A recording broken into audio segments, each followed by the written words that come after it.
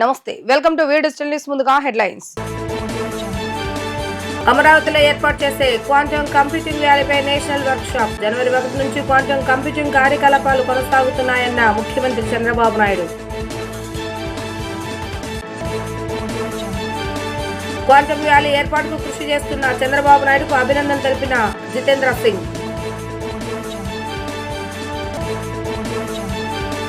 అమరావతిలో ఏర్పాటు చేసే క్వాంటమ్ కంప్యూటింగ్ వ్యాలీపై నేషనల్ వర్క్ షాప్. దక్షిణాసియా క్వాంటమ్ కేంద్రంగా అమరావతి ఉంటుందన్న మంత్రి Lokesh.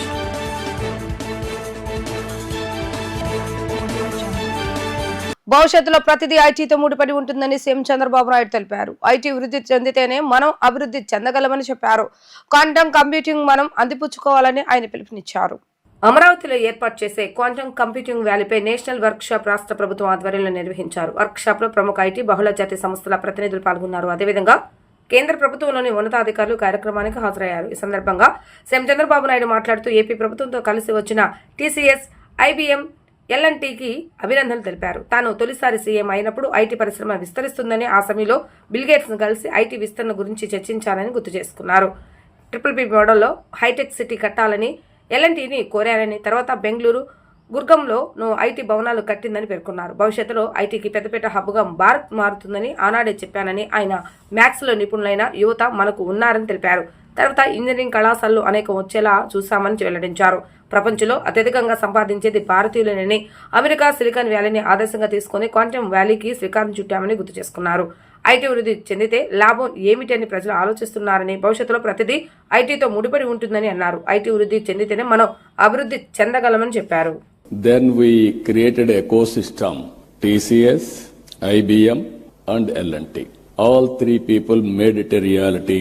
I really appreciate these three players who joined together, and Government of India and Government of Andhra Pradesh are fully supporting them. So many aspirations and ambitions our people have expressed today. I am remembering my olden days, that is late 90s.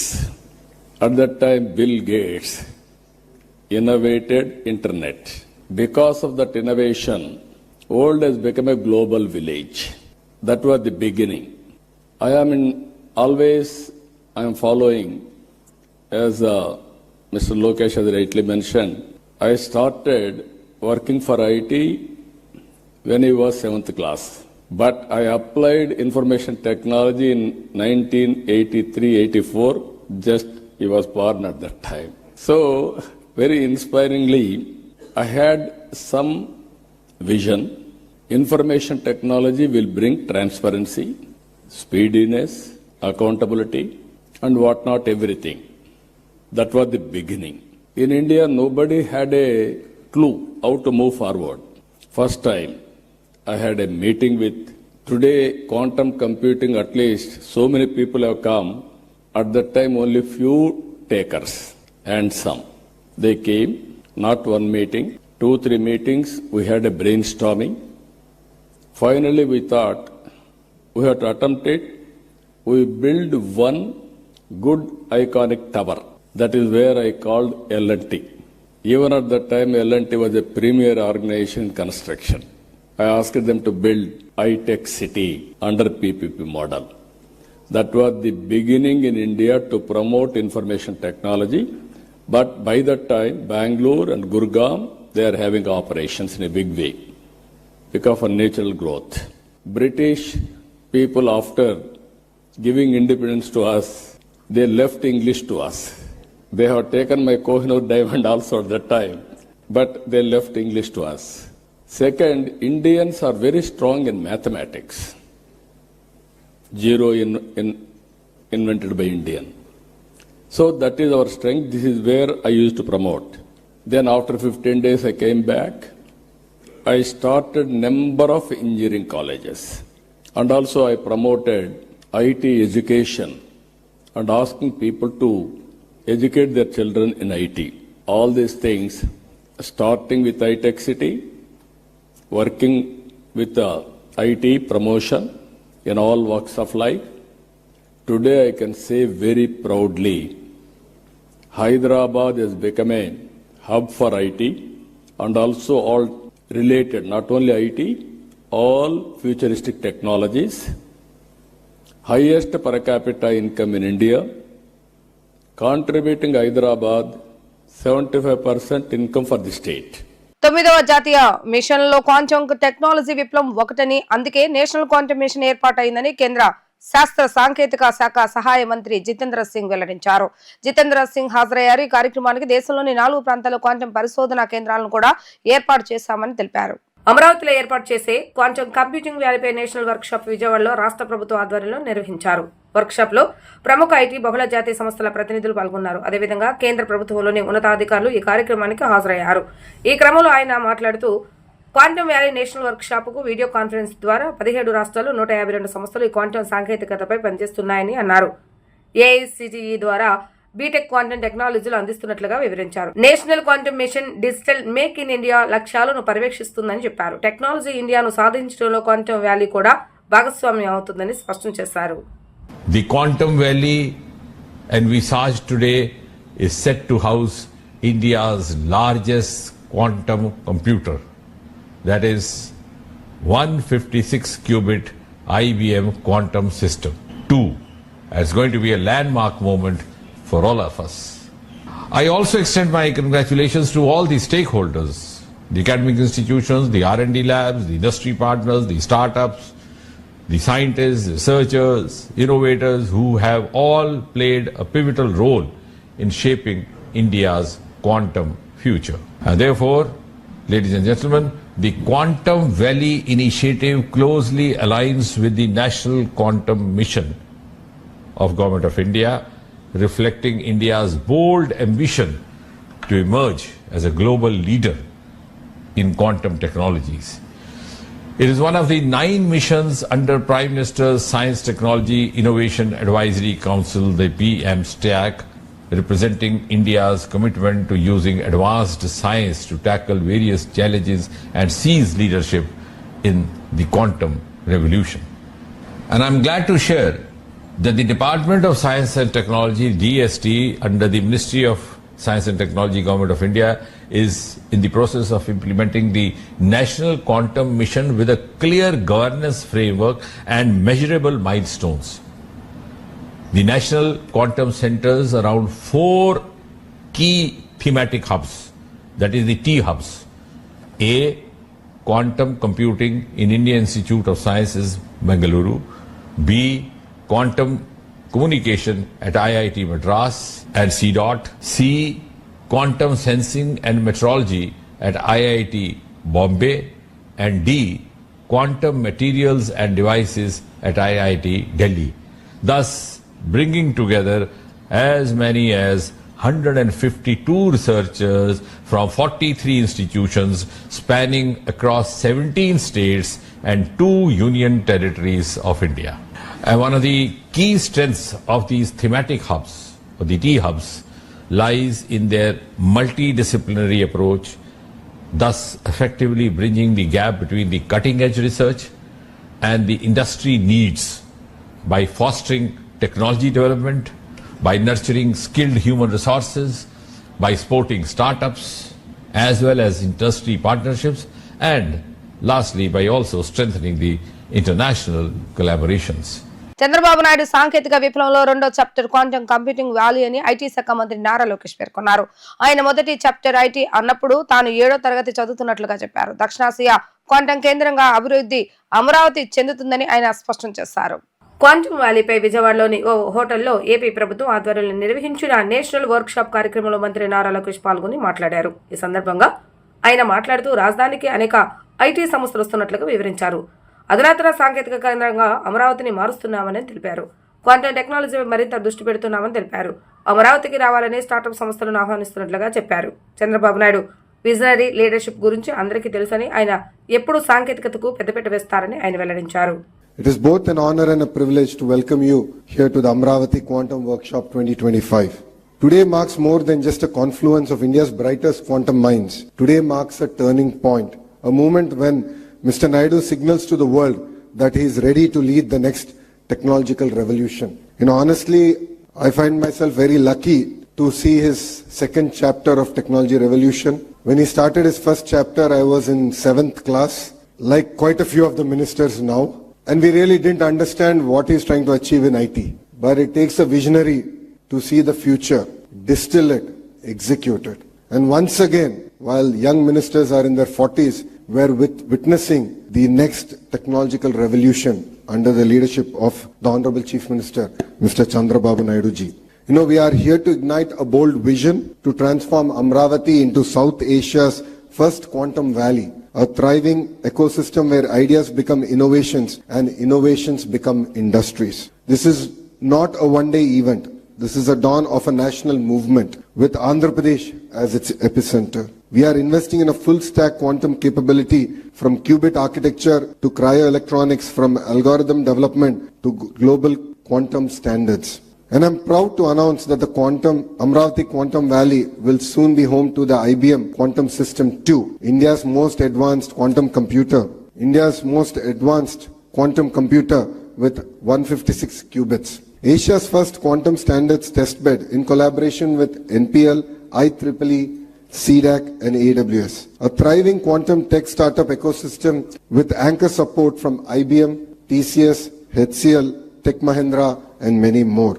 Let Amravati become to Quantum Valley what Silicon Valley became to software, a global symbol of innovation, excellence and aspiration. To be very honest, when the Honorable Chief Minister spoke about this initiative, 99% of the people in the room didn't understand what he was talking. We were all perplexed, puzzled. I'm a Carnegie Mellon undergrad. I worked at the World Bank for 2 years. I'm a Stanford MBA. Even I was quite perplexed and puzzled. So all of us went to ChatGPT and started our research like all of us do here. You know, it's very rare we come across visionary leadership. India is lucky to see the next version of Mr. Naidu, and we're really witnessing history here. When history is created, we really don't understand its impact and the transformation it will have on all of us. And I think we're very fortunate to have a leader like Mr. Naidu to lead from the front. And as the entire leadership in the cabinet, the bureaucracy, we are here to support his vision and make this a reality and to bring Amravati on the map of quantum computing. So let us together script India's next technological chapter, quantum by design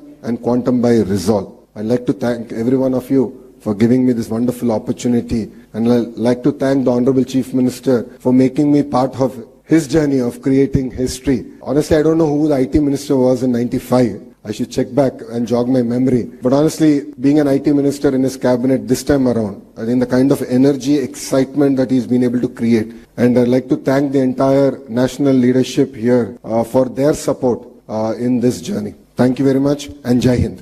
ఇచ్చిన ప్రత్యేక హామీ నిలబెట్టుకుంటున్న ప్రభుత్వం TDP కూటమి ప్రభుత్వం అని ప్రభుత్వ whip central శాసనసభ్యులు బోండా ఉమామేశ్వరరావు అన్నారు. ఎన్నికల సమయంలో ఇచ్చిన మాట ప్రకారం పింఛను నగదును పెంచామని, అన్నా క్యాంటీన్లను ప్రారంభించామని, తల్లికి వందన పేరుతో ఎంతమంది పిల్లలుంటే అంతమందికి తల్లుల బ్యాంకులో నగదును జమ చేశామని అన్నారు. త్వరలోనే రాష్ట్రంలో మహిళలకు ఉచిత బస్సు ప్రయాణం ప్రారంభిస్తామని, 45 సంవత్సరాలు దాటిన మహిళలకు శ్రీనిధి పథకం ద్వారా 18,000 రూపాయల చొప్పున నగదును వారి యొక్క బ్యాంక్ ఖాతాలో వేస్తామని అన్నారు. జూలై నెల 1వ తేదీన రాష్ట్ర వ్యాప్తంగా పెన్షన్ల పంపిణీ కార్యక్రమం ప్రారంభమైంది. విజయవాడ సెంట్రల్ నియోజకవర్గంలో 31వ డివిజన్ ముత్యాలంపాడు అంబేద్కర్ కాలనీలో వృద్ధాప్య, వితంతు, వికలాంగ పెన్షన్లు ఎమ్మెల్యే బొండా ఉమామేశ్వరరావు అందజేసి ఈ నెలకు పింఛన్ల పంపిణీ కార్యక్రమాన్ని నియోజకవర్గంలో ప్రారంభించారు. పింఛన్దారుల ఇంటింటికి నగరపాలక సంస్థ సచివాలయ సిబ్బందులతో కలిసి తిరుగుతూ స్వయంగా పింఛన్లు లబ్ధిదారులకు అందజేశారు. ఈ సందర్భంగా బొండా ఉమామేశ్వరరావు మాట్లాడుతూ ప్రతి నెల 1వ తేదీనే కూటమి ప్రభుత్వం అధికారంలోకి వచ్చిన తర్వాతే పింఛన్లు డోర్ డెలివరీ జరుగుతుంది. అధికారులు, నాయకులు, ప్రజా ప్రతినిధులు ఇంటింటికి పింఛన్లు అందజేస్తున్నారు. చరిత్రలో ఎన్నడూ లేని విధంగా 200 రూపాయల పెన్షన్ను 2,000 రూపాయలకు పెంచారని, మరలా టీడీపీ ప్రభుత్వం అధికారంలోకి వచ్చిన తర్వాత పెన్షన్ 4,000 వరకు చేశామని అన్నారు. భారతదేశంలోనే ఈ విధంగా సకాలంలో ఇస్తున్న ప్రభుత్వం టీడీపీ ప్రభుత్వమేనని తెలిపారు. ఇచ్చిన ప్రత్యేక హామీ నిలబెట్టుకుంటున్నామని, అర్హులందరికీ పింఛన్లు అందజేస్తున్నామని అన్నారు. ఈ క్రమంలో డివిజన్ టీడీపీ అధ్యక్షులు గడ్డం శ్రీనివాసరావు, ప్రధాన కార్యదర్శి రాజేష్ వర్మ, నాయకులు మాలేద్రి, మాజీ కార్పొరేటర్ త్రిమూర్తి రాజు, పడమటి రామకృష్ణ తదితరులు పాల్గొన్నారు. ప్రతి నెల 1వ తారీఖు నాడే కూటమి ప్రభుత్వం అధికారంలోకి వచ్చినాక ముఖ్యమంత్రి చంద్రబాబు నాయుడు గారి ఆదేశాల మేరకు ఉదయమే 6 గంటలకే పింఛన్లన్నిటిని కూడా డోర్ డెలివరీ ఇంటింటికి వెళ్ళి మా అధికారులు, మా పార్టీ నాయకులు, మరి ఎమ్మెల్యేలు, ఎంపీలు అందరూ కూడా ఇంటింటికి తీసుకెళ్ళి పెన్షన్లు ఇవ్వటం అనేది గత సంవత్సర కాలంగా జరుగుతుంది. చరిత్రలో ఎన్నడూ లేనటువంటి విధంగా గతంలో 200 పింఛన్ని 2,000 చేసింది, తెలుగుదేశం ప్రభుత్వం. 2000 పింఛన్ని తర్వాత 250 రూపాయలు పెంచుకొని 3000 చేసిన ఇవాళ ఒకేసారి మళ్ళీ 1000 రూపాయలు పెంచి 4000 ఇవ్వటం వల్ల వృద్ధులకి వితంతువులకి అది ఎంతో ఉపయోగపడుతూ ఉంది. ఇదే కాకుండా వికలాంగులకి 3000 ఇచ్చే పింఛను గతంలో ఇవాళ 6000 చెప్పాలి చేసాం. ఇది దేశంలో ఆంధ్రప్రదేశ్ ఇచ్చే పింఛను ఎక్కడా కూడా దేశంలో ఇంత డబ్బులు ఇవ్వట్లా. 4000 పింఛను వృద్ధులకు వితంతులకు ఎక్కడా లేదు. వికలాంగులకు 6000 పింఛను ఎక్కడా లేదు. బెడ్ రిడెన్ వాళ్ళకి 10,000, ఇంకా కిడ్నీలు అలాగే కొన్ని సమస్యలు ఉన్న వాళ్ళకి 15,000 రూపాయలు పింఛను ఇస్తాం. ఇది పేదల్ని ఆదుకోవటం కోసం, పేదల్ని అండగా ఉండటం కోసం ఈ ప్రభుత్వం నిరంతరం పనిచేస్తూ ఉంది. దీంట్లో ఇవాళ సంక్షేమ పథకాలు, తల్లికి వందనం పెద్ద ఎత్తున ఎంతమంది పిల్లలు ఉంటే అంతమంది పిల్లలకి 13,000 రూపాయలు చొప్పున వేసాం. ఇద్దరున్న 26,000, ముగ్గురుంటే 39,000, నలుగురుంటే 52,000 ఇచ్చాం. అంతేకాకుండా గ్యాస్ బండ్లు 3 గ్యాస్ బండ్లు ఇస్తున్నాం. ఇంటింటికి 1వ తారీఖు ఉదయమే పింఛన్లు తీసుకొచ్చి ఇస్తూ ఉన్నాం. ఈ సంక్షేమ పథకాలు అమలు అనేది తెలుగుదేశం ప్రభుత్వంలోనే సాధ్యం. తెలుగుదేశం ప్రభుత్వంలోనే ఇది నిర్విరామంగా జరుగుతూ ఉంటుంది. Andhra Pradesh chamber of events industry నూతన కార్యవర్గ ఎన్నిక నగరంలో ఓ ప్రైవేటు హోటల్లో జరిగింది. నూతన అధ్యక్షునిగా గుప్తాను సభ్యులు ఎన్నుకున్నారు. ఆంధ్రప్రదేశ్ లోని ఈవెంట్ మేనేజర్లకు అవకాశాలు ఇవ్వాలని ప్రభుత్వాన్ని వారు కోరారు. ఈ సందర్భంగా ఏపీ సిఐ రాష్ట్ర కార్యదర్శి రవికుమార్ మాట్లాడుతూ వ్యవస్థాపక అధ్యక్షులు జయశంకర్ ఈ ఇండస్ట్రీని ఏర్పాటు చేసి ప్రొఫెషనల్ ఈవెంట్ మేనేజర్లందరినీ ఒక తాటిపైకి తీసుకువచ్చారని చెప్పారు. తద్వారా సంస్థను స్థాపించారని పేర్కొన్నారు. ఈ ఈవెంట్ ఇండస్ట్రీకి అనుబంధంగా ఉన్న సంస్థలను సమన్వయం చేసుకుని పెద్ద ఇండస్ట్రీగా తీసుకువచ్చారని చెప్పుకొచ్చారు. ఈవెంట్ ఇండస్ట్రీ ద్వారా ప్రభుత్వానికి ఆదాయం చేకూరుతుందని, కానీ తమను ప్రభుత్వం గుర్తించడం లేదని అన్నారు. తమను ప్రభుత్వం గుర్తించాలని ప్రభుత్వ పెద్దలను, అధికారులను కలుస్తామని చెప్పారు. ఆంధ్రప్రదేశ్ పర్యాటకంగా అభివృద్ధి చెందుతుందని అనేక సంస్థలు పెట్టుబడులు పెడుతున్నారని పేర్కొన్నారు. ఆంధ్రప్రదేశ్లోని ఈవెంట్ మేనేజర్లకు అవకాశాలు ఇవ్వాలని ప్రభుత్వాన్ని కోరారు. అనంతరం వ్యవస్థాపక అధ్యక్షులు జయశంకర్ మాట్లాడుతూ 2017లో ఈ సంస్థను ప్రారంభించామని చెప్పారు. ఈవెంట్ మేనేజర్లందరినీ ఏకతాటిపైకి తీసుకొచ్చి ఇండస్ట్రీగా తీర్చిదిద్దామని చెప్పారు. సంస్థ ద్వారా ఈవెంట్ మేనేజ్మెంట్కు వచ్చే సమస్యలను పరిష్కరించుకోవడంతో పాటు పలు సేవా కార్యక్రమాలు చేస్తామని వెల్లడించారు. అనంతరం నూతన అధ్యక్షులు గుప్తా మాట్లాడుతూ తనకిచ్చిన బాధ్యతను నిర్వర్తిస్తానని ఆయన వెల్లడించారు. అందరికీ నమస్కారం. ముందుగా ఈరోజు Andhra Pradesh chamber of events industry third committee body ఈరోజు ఓత్ తీసుకోవడం జరుగుతుంది. సో ఈ Andhra Pradesh chamber of events industry 2017లో స్టార్ట్ అయింది. సో ఈ యొక్క జర్నీలో అనేక సేవా కార్యక్రమాలు ఈ ఆర్గనైజేషన్ చేయడం జరిగింది. అది ఫ్లడ్స్ టైం అయితేనేమి, లేకపోతే ఇన్సూరెన్స్ విధంగా అయితేనేమి, లేదంటే కోవిడ్ టైంలో ఆర్టిస్టులకి పడ్డ ఇబ్బందులకి అయితే గ్రాసరీస్ చేయడం, అదే విధంగా ఎవరైతే ఆర్టిస్టులు ఎవరైతే ఉన్నారో వాళ్ళకి ఇన్సూరెన్స్ చేయడం, అలా అనేక కార్యక్రమాలు చేపట్టాం. సో నేను లాస్ట్ కమిటీలో ఈ జాయింట్ సెక్రటరీగా వర్క్ చేయడం జరిగింది. బట్ ఈ కమిటీలో వైస్ ప్రెసిడెంట్ గా వర్క్ చేస్తున్నాం. సో నెక్స్ట్ 2025 నుంచి 27 10 లో అనేక కార్యక్రమాలు మా ప్రెసిడెంట్ గారు చెప్పినట్టుగా, సో ప్రతి ఒక్క అసోసియేషన్ ని మేము యాక్టివేట్ చేస్తాం, ప్రతి ఒక్కరికి ఇన్సూరెన్స్ ఇస్తాం.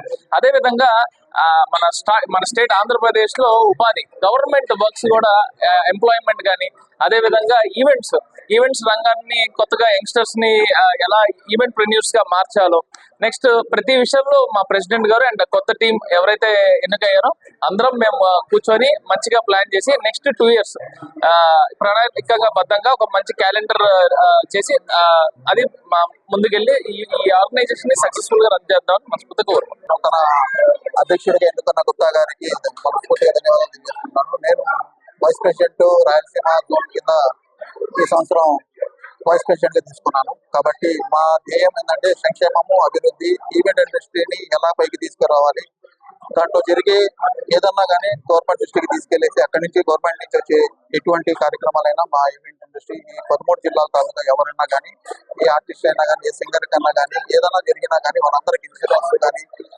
ప్రమాద బీమా కానీ ఇట్లాంటివన్నీ వాళ్ళకి చేస్తున్నాము. మా అసోసియేషన్ లో జాయిన్ అయినందుకు వాళ్ళకి ఎగ్జిబిషన్స్ పెట్టేసి వేరే వేరే చోట ఎక్కడలా ఏం జరుగుతుందో, వేరే ఇండస్ట్రీలో ఎలా జరుగుతుందో ఇక్కడ కూడా మనం ఇక్కడ చేయించడానికి, వర్క్ షాప్స్ లాగా అలాంటివి కండక్ట్ చేయడానికి మేమందరం సంకల్పంతో ఉన్నాము.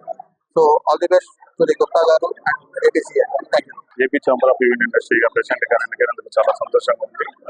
ఈ ప్రెసిడెంట్ అయిన తర్వాత కొన్ని కార్యక్రమాలు జరుగుతాయి. ఆ జరిగే ప్రతి కార్యక్రమానికి ఎవరికి ఇబ్బంది లేకుండా అన్ని కార్యక్రమాలు మంచిగా చేద్దామని మనస్ఫూర్తిగా చెప్తున్నాను. ఓకే, మొత్తం టోటల్ బాడీ. ఈ బాడీ ఎన్నికైన తర్వాత ఫ్యూచర్ ప్లాన్ ఏంటంటే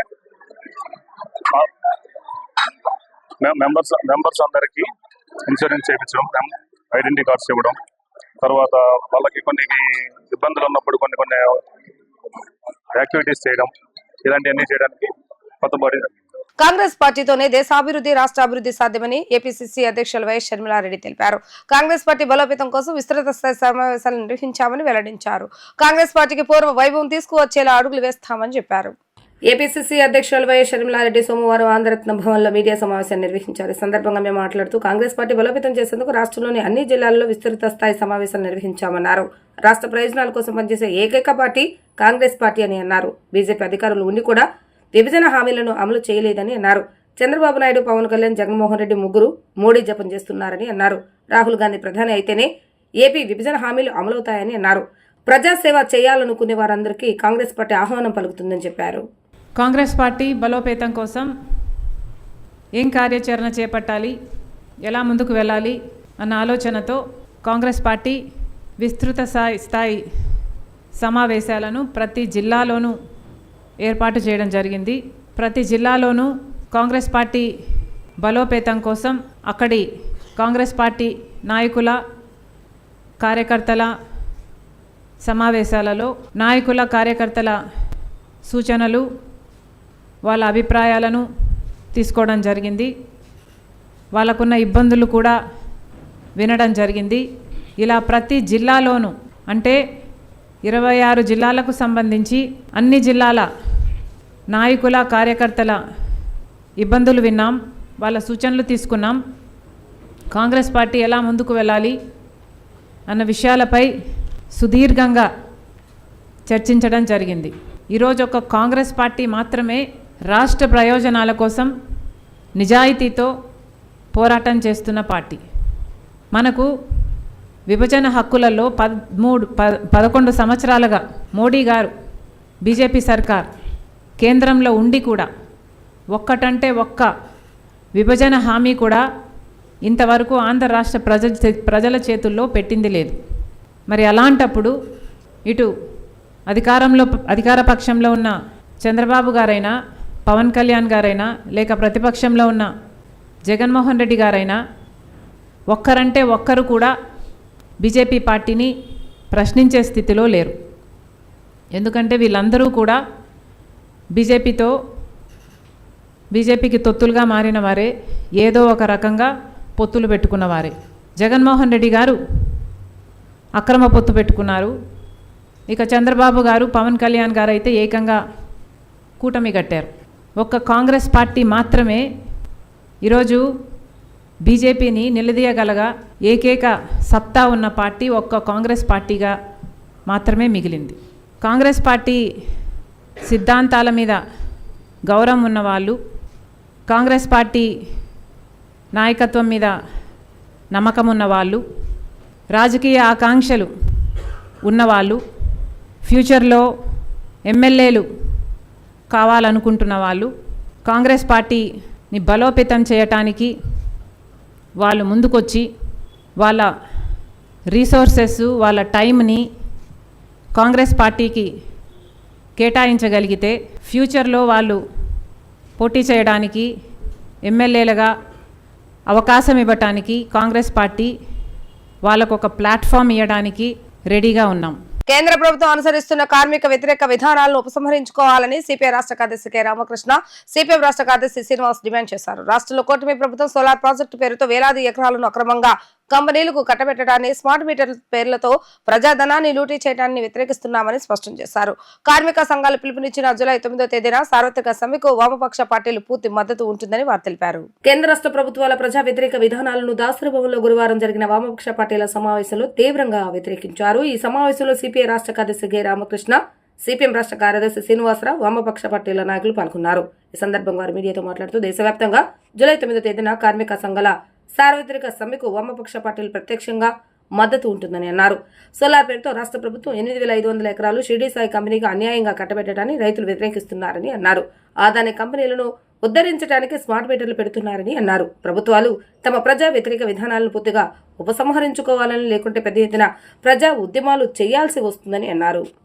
ఈరోజు సిపిఐ దాసరి భవనంలో CPI, CPM, CPML new democracy, CPIML, MCPI, forward bloc, SUCI, RSP పార్టీల సమావేశం జరిగింది. సిపిఎంఎల్ లిబరేషన్ పార్టీ కూడా అనుకోకుండా రాలేకపోయినా తన భాగస్వామ్యతను కూడా వ్యక్తం చేసింది. ఈ పార్టీలు సమావేశమై కొన్ని నిర్ణయాలు తీసుకోవడం జరిగింది. ఒకటి, స్మార్ట్ మీటర్ల మీద ఒక సమస్య ఉంది ఇవాళ రాష్ట్ర వ్యాప్తంగా.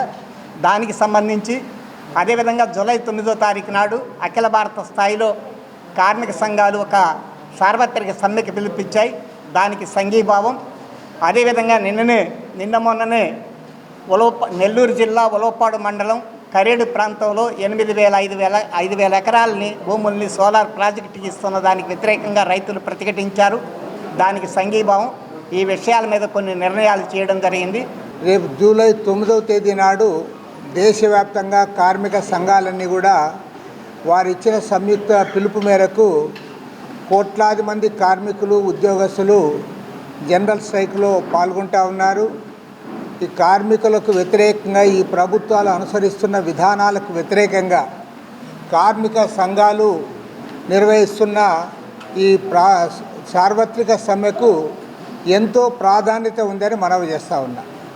ఎందుకంటే కేంద్రంలో అధికారంలో నరేంద్ర మోడీ ప్రభుత్వం అధికారానికి వచ్చిన ఈ 11 సంవత్సరాల కాలంలో కార్మికులకు, ఉద్యోగులకు వ్యతిరేకంగా లేబర్ కోడ్ రద్దు చేయడం, అన్ని రకాలుగా వారికి ఇది చేయడం, పని భారం పెంచడం, చివరికి అదే అడుగుజాడల్లో మన రాష్ట్రంలో ఉన్న చంద్రబాబు నాయుడు గారి ప్రభుత్వం కూడా కేబినెట్లో తీర్మానం చేసి పని గంటలు పెంచడానికి కూడా ప్రయత్నాలు చేస్తూ ఉన్నాయి.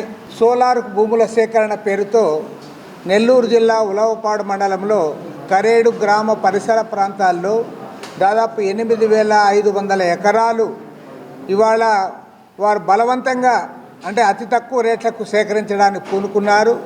రైతుల నుంచి అనేక నిరసనలు వ్యక్తం అయినా సరే ప్రశాంతంగా వారు అర్జీల రూపంలో నిరసన తెలియజేసినా ఈ ప్రభుత్వం ఏమాత్రం పట్టించుకోలేదు. పర్యవసానంగా నిన్న వారందరూ కూడా హైవే రోడ్డు ఎక్కి నిరసనకు పూనుకున్నారు. మరి ఇవాళ వాళ్ళ నాయకులను అరెస్ట్ చేసి వాళ్ళందరూ కూడా చెల్లాచెదురు చేసి ఉద్యమాన్ని అణచడానికి పూనుకుంటా ఉన్నారు. వామపక్ష పార్టీల తరఫున ప్రభుత్వం యొక్క ఈ కార్పొరేట్ అనుకూల వైఖరిని సంపూర్ణంగా ఖండిస్తూ ఉన్నాం. సంక్షేమ బోర్డు నిధులను కార్మికుల కోసమే వాడాలని, ఇతర పథకాలకు మళ్లించవద్దని ప్రగతిశీల భవన్ నిర్మాణ కార్మిక సంఘం రాష్ట్ర అధ్యక్షులు జె వెంకటేశ్వర్లు స్పష్టం చేశారు. బోర్డు నిధులు ప్రభుత్వ అవసరాలకు మళ్లించడాన్ని సుప్రీంకోర్టు తప్పుపట్టిందని, అయినా కేంద్ర రాష్ట్ర ప్రభుత్వాలు ₹1 కూడా జమ చేయలేదని ఆవేదన వ్యక్తం చేశారు. భవిష్యత్తులో బోర్డులో నియమాలన్నీ పటిష్టంగా అమలు చేయాలని, అన్ని కార్మిక సంఘాలకు ప్రాతినిధ్యం కల్పించాలని డిమాండ్ చేశారు. గాంధీనగర్ ప్రెస్ క్లబ్ లో ప్రగతిశీల భవన మరియు ఇతర నిర్మాణ కార్మిక సంఘం, ఆదర్శ భవన్ నిర్మాణ కార్మిక సంఘం మరియు IFTU అనుబంధ సంఘాలు విలీన సభ జరిగింది. ఈ కార్యక్రమంలో ప్రతినిధులు, పెద్ద ఎత్తున భవన నిర్మాణ కార్మికులు పాల్గొన్నారు. ఈ సందర్భంగా ప్రగతిశీల భవన నిర్మాణ కార్మిక సంఘం రాష్ట్ర అధ్యక్షుడు జె వెంకటేశ్వర్లు మాట్లాడుతూ, ఈ విలీన సభ ద్వారా రాష్ట్ర స్థాయి కమిటీని ఏర్పాటు చేయడం, భవిష్యత్తు కార్యాచరణను నిర్ణయించుకోవడం జరిగిందని అన్నారు. కేంద్ర ప్రభుత్వం 1996లో భవన నిర్మాణ కార్మికుల సంక్షేమ బోర్డును ఏర్పాటు చేయాలని నిర్ణయించినా అది ఏపీ రాష్ట్రంలో 2009లో మాత్రమే అమల్లోకి వచ్చిందన్నారు. 2018 వరకు ఈ బోర్డు ద్వారా అనేక సంక్షేమ పథకాలు అమలయ్యాయని, కానీ తర్వాతి ప్రభుత్వాలు ఈ బోర్డు నిధులను స్వప్రయోజనాల కోసం వాడుకున్నారని ఆయన ఆగ్రహాన్ని వ్యక్తం చేశారు. బోర్డు నిధులు ప్రభుత్వ అవసరాలకు మళ్లించడాన్ని సుప్రీంకోర్టు తప్పుపట్టిందని, అయినా కేంద్ర రాష్ట్ర ప్రభుత్వాలు ₹1 కూడా జమ చేయలేదని ఆవేదన వ్యక్తం చేశారు. అంతేకాకుండా పాత సంక్షేమ పథకాలను నిలిపివేసి వాటి పేర్లను మారుస్తూ కొత్తగా తామే ప్రారంభించినట్లుగా చెప్పుకోవడం దుర్మార్గమని అన్నారు. చంద్రబాబు నాయుడు హయాంలో చంద్రన్న బీమాగా, తర్వాత జగనన్న బీమాగా మార్చిన విషయాన్ని ఆయన ప్రస్తావించారు. భవిష్యత్తులో బోర్డులో నియమాలన్నీ పటిష్టంగా అమలు చేయాలని, అన్ని కార్మిక సంఘాలకు ప్రాతినిధ్యం కల్పించాలన్నదే తమ డిమాండ్ అని అన్నారు. అలాగే ESI, పెన్షన్ వంటి వాటిని అమలు చేయాలని ఆయన కోరారు. కార్మికుల హక్కుల కోసం ఉద్యమాన్ని ఇంకా తీవ్రతరం చేస్తామని హెచ్చరించారు. ఏపీ ప్రగతిశీల భవనేతర నిర్మాణ కార్మిక సంఘం, ఆదర్శ భవన నిర్మాణ కార్మిక సంఘం, ఈ రెండు సంఘాల విలీన సభ ఈరోజు విజయవాడలో జరుగుతూ ఉంది. ముఖ్యంగా భవన నిర్మాణ రంగంలో పనిచేస్తున్న కార్మికులంతా కూడా వాళ్ళ హక్కుల కోసం పోరాడాల్సిన కర్తవ్యం నేడు ఎంతైనా ఉంది. ఎందుకనంటే దాదాపు భవన నిర్మాణ బోర్డుని ఈ రాష్ట్రంలో 2009లో ఏర్పాటు చేశారు. అప్పటి నుంచి 2018 వరకు కూడా చాలా సజావుగా సాగింది. అనేక సంక్షేమ పథకాలు అమలయ్యాయి. సహజ మరణానికి కానీ, ప్రమాద మరణానికి కానీ, అదేవిధంగా పెళ్లికి కానీ, లేదంటే మెటర్నిటీ బెనిఫిట్ కానీ, విద్యార్థుల స్కాలర్షిప్లు కానీ, కార్మికులకు పనిముట్లు కానీ అన్ని సంక్షేమ పథకాలు సక్రమంగా అమలు జరిగాయి. కానీ 2018 నుంచి చంద్రబాబు నాయుడు ఈ సహజ మరణాన్ని, ప్రమాద బీమాని చంద్రన్న బీమాగా మార్చేశాడు. జగన్ వచ్చిన తర్వాత దాన్ని జగనన్న బీమాగా మార్చేశారు. ప్రభుత్వాలు వాళ్ళ అవసరాల కోసం ఈ బోర్డు నిధుల్ని పక్కదారి మళ్లించారు. ఈ బోర్డులో కార్మికుల డబ్బు ఉంది తప్ప చంద్రబాబు నాయుడు డబ్బు, జగన్ డబ్బు, లేకపోతే రాష్ట్ర ప్రభుత్వం డబ్బు, కేంద్ర ప్రభుత్వం డబ్బు ఒక్క రూపాయి కూడా లేదు.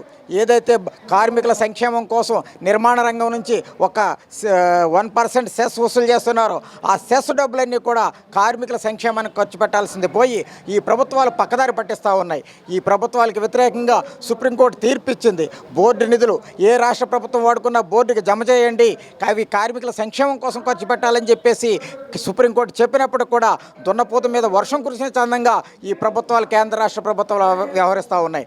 కోట్లాది రూపాయలు దారి మళ్లిస్తూ ఉన్నాయి. దీన్ని తీవ్రంగా వ్యతిరేకిస్తూ ఉన్నాం. జగన్ను విమర్శించి జగన్ కంటే భవిష్యత్ బాగుంటుంది, నిర్మాణ రంగాన్ని ఉరుకులు పరుగులు పెట్టిస్తాను, ఇసుకను ఉచితంగా ఇస్తాను, నేను చాలా పారదర్శకంగా ఉంటానని చెప్పిన చంద్రబాబు నాయుడు ఈరోజు ఇసుక తెలుగుదేశం జనసేన కూటమి ప్రభుత్వ చేతుల్లో బందీ అయిపోయింది. కూటమి ప్రభుత్వం అందిస్తున్న సంక్షేమ పథకాలను, అభివృద్ధిని, మెరుగైన పాలనను ప్రజలు ముందుకు తీసుకెళ్లాల్సిన అవసరం ఉందని రాష్ట్ర ప్రభుత్వ whip central MLA Bonda Umamaheswara Rao అన్నారు. గత 5 ఏళ్ల వైసీపీ ప్రభుత్వ పాలనలో ప్రజలకు జరిగిన అన్యాయాన్ని టీడీపీ శ్రేణులు గడప గడపకు వివరించాలని అన్నారు. గడిచిన ఏడాది కాలంలో కూటమి ప్రభుత్వ హయాంలో ప్రజలు సంతోషంగా ఉన్నారని చెప్పారు. తెలుగుదేశం పార్టీ సెంట్రల్ నియోజకవర్గ విస్తృత స్థాయి సమావేశాన్ని అజిత్ సింగ్ నగర్ షాదీఖానాలో నిర్వహించారు. ఈ సమావేశంలో 21వ డివిజన్లకు చెందిన పార్టీ నాయకులు, కార్యకర్తలు పాల్గొన్నారు. ఈ కార్యక్రమంలో పాల్గొన్న ఎమ్మెల్యే ప్రభుత్వ విప్ బొండా ఉమామహేశ్వరరావు రాష్ట్ర పార్టీ ఆదేశాల ప్రకారం పలు సూచనలు పార్టీ శ్రేణులకు వివరించారు. ప్రధానంగా జూలై 2వ తేదీ నుంచి ప్రారంభం కానున్న సుపరిపాలనలో తొలి అడుగు కార్యక్రమంపై ఎమ్మెల్యే ప్రభుత్వ విప్ బొండా ఉమా దిశానిర్దేశం చేశారు. కార్యక్రమ నిర్వహణకు సంబంధించిన విషయాలపై క్లస్టర్ యూనిట్ బూత్ కన్వీనర్లకు స్పష్టమైన సూచనలు చేశారు. ఈ సందర్భంగా బొండా ఉమా మాట్లాడుతూ గత ఏడాది కాలంలో కూటమి ప్రభుత్వం చేసిన అభివృద్ధిని ప్రజల వద్దకే తీసుకువెళ్లాలని అన్నారు. కూటమి పాలనలో ప్రజలు సంతోషంగా ఉన్నారని చెప్పారు. పార్టీ నేతలు, కార్యకర్తలు పెద్ద ఎత్తున పాల్గొని సుపరిపాలనలో తొలి అడుగు కార్యక్రమాన్ని విజయవంతం చేయాలని కోరారు. అదే కార్యక్రమంలో గత 5 ఏళ్ల పాలనలో వైసీపీ ప్రభుత్వ అరాచకాలను, దోపిడీని ప్రజలకు వివరించవలసిన అవసరం ఉందని బొండా ఉమా కార్యకర్తలకు, నాయకులకు తెలిపారు. సంవత్సరంలో మనం ఏం చేసామో చెప్పుకోవడానికి ఉపయోగపడుతుంది. అలా కాకుండా డివిజన్లో సమస్యలు, ఎన్నికల ముందు మనం డోర్ టు డోర్ తిరిగాం. ఎన్నికల తర్వాత సంవత్సరం తర్వాత మళ్ళీ ప్రజల్లోకి వెళ్తున్నాం. ప్రజల్లోకి వెళ్ళి ఏం చేసామో చెప్పుకుంటూ ఇంకా వాళ్ళ సమస్య ఏమైనా ఉంటే, నాకు పెన్షన్ రాలేదు, లేదంటే ఆగిపోయింది, లేదంటే ఇంకొక సమస్య, వాళ్ళు ఏం చెప్తున్నారో మనం అర్థం చేసుకొని ఆ సమస్యని నోట్ చేసుకుంటున్నాం. కాబట్టి వాళ్ళకి మళ్ళా ఫాలో అప్ యాక్షన్ కూడా ఉంటుంది. వార్తలు ముగించే ముందు హెడ్లైన్స్ మరొకసారి. అమరావతిలో ఏర్పాటు చేసే క్వాంటమ్ కంప్యూటింగ్ వ్యాలీపై నేషనల్ వర్క్ షాప్. జనవరి 1 నుంచి క్వాంటమ్ కంప్యూటింగ్ కార్యకలాపాలు కొనసాగుతున్నాయన్న ముఖ్యమంత్రి చంద్రబాబు నాయుడు. క్వాంటమ్ వ్యాలీ ఏర్పాటుకు కృషి చేస్తున్న చంద్రబాబు నాయుడుకు అభినందన తెలిపిన జితేంద్ర సింగ్. అమరావతిలో ఏర్పాటు చేసే క్వాంటమ్ కంప్యూటింగ్ వ్యాలీపై నేషనల్ వర్క్ షాప్. దక్షిణాసియా క్వాంటమ్ కేంద్రంగా అమరావతి ఉంటుందన్న మంత్రి లోకేష్.